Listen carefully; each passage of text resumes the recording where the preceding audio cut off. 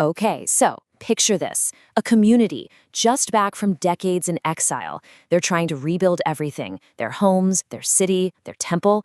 But honestly, they're just worn out. Morale is at rock bottom. And it's right into this heavy atmosphere that the prophet Zechariah gets hit with a series of 8 wild, symbolic visions, all in one single night. Let's get into it. I mean, the imagery is just bizarre, right? A flying scroll, a woman trapped in a basket. It sounds almost psychedelic. But believe it or not, these aren't just random nightmares. They're actually a carefully constructed message from God about purification, about judgment, and most importantly, about incredible hope. So let's try and decode some of the weirdest visions in the entire Bible. So to really get what's going on, we have to understand the setting. The Jewish people are finally back home in Jerusalem after being forced to live in Babylon. But the huge project of rebuilding the temple, it's stalled out. They're feeling defeated, maybe even wondering if God has forgotten about them. Zechariah's Night of Visions is God's direct answer to that fear. It's his way of saying, I'm still here and I have a plan. Now, before God can start talking about restoring their future glory, he first has to deal with the problems inside the community. So the first couple of visions we're going to look at, from chapter 5, are all about how God plans to handle their own internal corruption. You know, you can think of it like this. You just can't build a beautiful new house on a rotten foundation. It won't work. God is basically telling them, look, before we can build up, we need to do a serious deep clean. And these 2 visions, the flying scroll and the women in the basket, are his 2-step method for this divine house cleaning. So what we see here is this really interesting 2-pronged approach. The flying scroll, that's kind of like a public summons, a legal notice that targets specific individual sins. But the woman in the basket, that deals with the sin of the community as a whole, treating it like this single toxic entity that has to be completely removed. And listen, this scroll isn't some tiny piece of parchment. It's 30 feet long. Can you imagine that? It's like a billboard-sized curse flying over the entire land.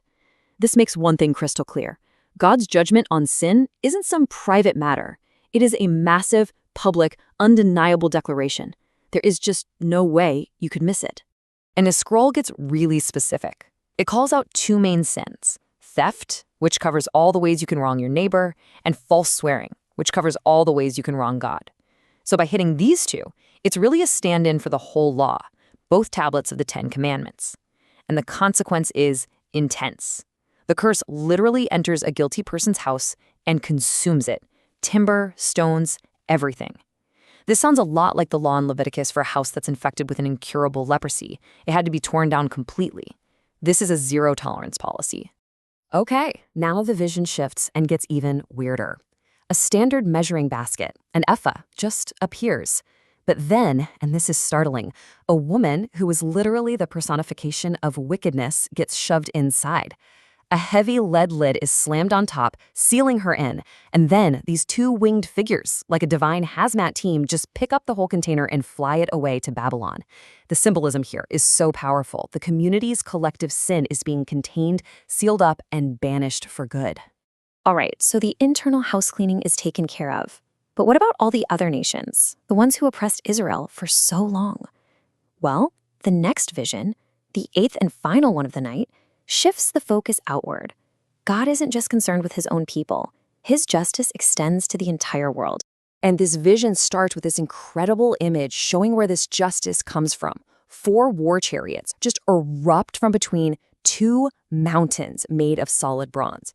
Now, in the ancient world, bronze was basically the strongest, most durable metal around. So these mountains, they represent the firm, unchangeable, absolutely permanent nature of God's righteous judgments. Whatever is coming next isn't just a whim. It's a decree that has been set in bronze. And these are not just any old chariots. Zechariah is told they're the 4 spirits of heaven. And if that imagery sounds familiar, it should. It gets echoed in a big way in the book of Revelation with the 4 horsemen. Each color represents a different kind of divine judgment: war, famine, plague, sent to patrol the whole earth and carry out God's will on the nations. So, after this long, intense night of visions about sin and judgment, the whole thing wraps up with a really dramatic, symbolic act. It's this moment that just pivots everything away from judgment and toward a radical future hope. This is really the climax of the whole night.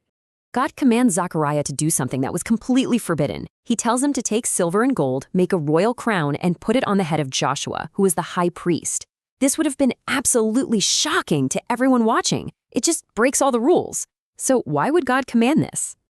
To get just how shocking this was, you have to remember how things worked in Israel. The two most powerful offices, king and priest, were kept strictly separate.